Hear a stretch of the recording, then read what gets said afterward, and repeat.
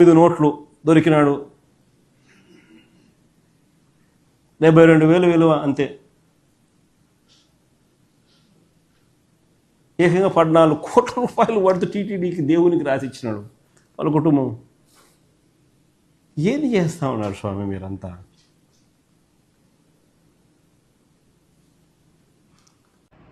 క్షమించండి జగన్మోహన్ రెడ్డి గారు, ఈ వాస్తవాలు మాకు తెలియదు కదా. ఇప్పటివరకు దొంగతనం చేయడం అంటే చాలా పెద్ద నేరమేమో, అది చాలా పెద్ద తప్పేమో అని అందరూ అనుకునేటోళ్ళం సార్. కానీ ఈరోజు మీరు మాట్లాడిన ఈ మాటలు చూసిన తర్వాత దొంగతనం చేయడం పెద్ద నేరమేమి కాదు, దొంగతనం చేసి పట్టుబడటమే నేరం. పాపం ఆ రవికుమార్ పరకామణి కేసులో ఏదో దొరికిన రోజు కేవలం 9 నోట్లతో దొరికాడంటే మీ లెక్క ప్రకారం 72,000 రూపాయలు అంతే కదా. పాపం దొరికిన తర్వాత 72,000 దొరికిన తర్వాత అతను ఏం చేశాడు? పాపం 14 కోట్లు తిరుమల తిరుపతి దేవస్థానానికి రాసిచ్చాడు. వాళ్ళ ఆస్తులు వాళ్ళ కుటుంబం అంతా. ఒక 120 కోట్లు మన పార్టీకి రాసిచ్చాడు. అంతేగా జగన్మోహన్ రెడ్డి గారు? పాపం దొరికిన రోజు కేవలం 72,000 తోటి దొరికిన అతని దగ్గర ఈరోజు తిరుమల తిరుపతి దేవస్థానం కనీసం జాలి దయ లేకుండా 14,000 కోట్ల ఆస్తులు రాపిచ్చేసుకుంటుంది అతని దగ్గర. మనకంటే మానవత్వం ఉంది, వైఎస్ఆర్సీపీ పార్టీ కంటే జాలి దయ మానవత్వం ఉంది కాబట్టి కేవలం 120 కోట్లు రాపించుకున్నాం అతని దగ్గర నుంచి. కేవలం 120 కోట్లు రాపించుకున్నాం అతని దగ్గర నుంచి, అంతే కదా.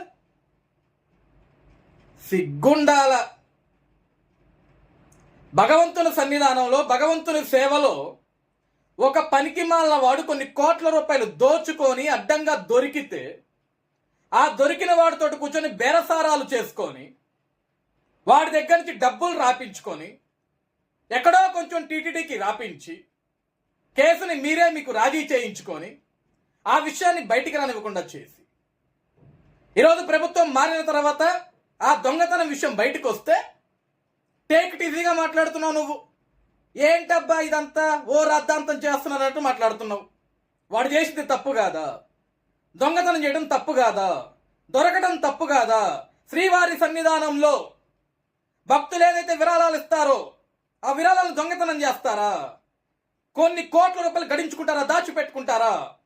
అతను దోచుకున్న సొమ్ము నుంచి మీ పార్టీ 120 కోట్ల రూపాయలు మీ పార్టీకి సంబంధించిన వ్యక్తులు రాపించుకుంటారా? సిగ్గనేది ఉండాల. ఇంకా ఎందుకు దిక్కుమాల స్టేట్మెంట్లు, దిక్కుమాల ప్రెస్ మీట్లు? ఎన్నిసార్లు కాండ్రించి ఉమ్మాల నీ మీద? ఆయన బుద్ధి జ్ఞానం రాదు.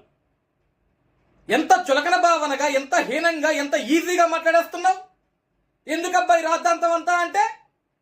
అంతేలే, నువ్వన్నది కూడా వాస్తవమే. దొంగతనాలు చేయటం పెద్ద నేరమేమీ కాదు. కానీ అలా దొంగల్ని నమ్ముతున్నాను చూసినావా, అది మా తప్పు. నువ్వు ఒక పెద్ద దొంగవి, 1,00,000 కోట్ల రూపాయల ప్రజాధనాన్ని దోచుకున్న దొంగవి, 16 నెలలు జైలు జీవితం గడిపించిన దొంగవి. అలాంటి దొంగని ఆంధ్రప్రదేశ్ రాష్ట్ర ప్రజలు నమ్మి 151 స్థానాలు ఇచ్చి ముఖ్యమంత్రి పీఠం మీద కూర్చోపెడితే దోచిన సొమ్ము సరిపోక ఆంధ్రప్రదేశ్ రాష్ట్రాన్ని అడ్డం పెట్టుకుని అప్పులు తీసుకొచ్చి కొన్ని లక్షల కోట్ల రూపాయలు మళ్ళీ వెనకేసుకొని ఈరోజు ఓడిపోయిన తర్వాత బెంగళూరు ఎలహంకా ప్యాలెస్ లో పడుకొని హ్యాపీగా పబ్జీ గేమ్ ఆడుకుంటున్నాం. నీలాంటి దొంగనే నమ్మిన ప్రజలమయ్యా మేము. ఫస్ట్ మాకు బుద్ధి ఉండాలి, మాకు సిగ్గుండాల. నీలాంటి ఒక అవినీతి పరుని, ఒక దొంగని నమ్మి నీ చేతికి తాళం ఇచ్చావు 5 సంవత్సరాలు. బాగా జాగ్రత్తగా చూసుకోవయ్యా మా రాష్ట్రాన్ని, మా ఇల్లుని అని. కానీ మా ఇల్లు మొత్తాన్ని దోచేసావు, రాష్ట్రం మొత్తాన్ని దోచేసావు, సర్వనాశనం చేసావు. ఈరోజు సిగ్గు లేకుండా ఇంకో దొంగకి వత్తాసు పలుకుతూ ఏం జరిగిందా? మా అంటే 72,000 దొరికినాయి, 14,000 కోట్ల రూపాయలు తీసేసుకున్నారు కదా అంటే వాడు దానం చేశాడా? మాకు తిరుమల తిరుపతి దేవస్థానానికి వాడు ఏమైనా దానం చేశాడా? వాడి సొంత ఆస్తులు ఏమైనా ఇచ్చాడా? శ్రీవారి సన్నిధానం నుంచి దోచేసిన సొమ్ముని ఇచ్చాడు. అందులో 120 కోట్ల రూపాయలు మళ్ళీ మీ పార్టీకి సంబంధించిన పలికిమాల వెధవలందరూ తీసుకున్నారు.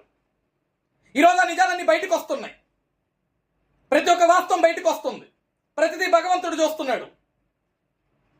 ఏం బ్రతుకు జగన్మోహన్ రెడ్డి గారు అసలు? ఇది ఇంత సిగ్గులేని బ్రతుకు, ఇంత సిగ్గుమాల బ్రతుక.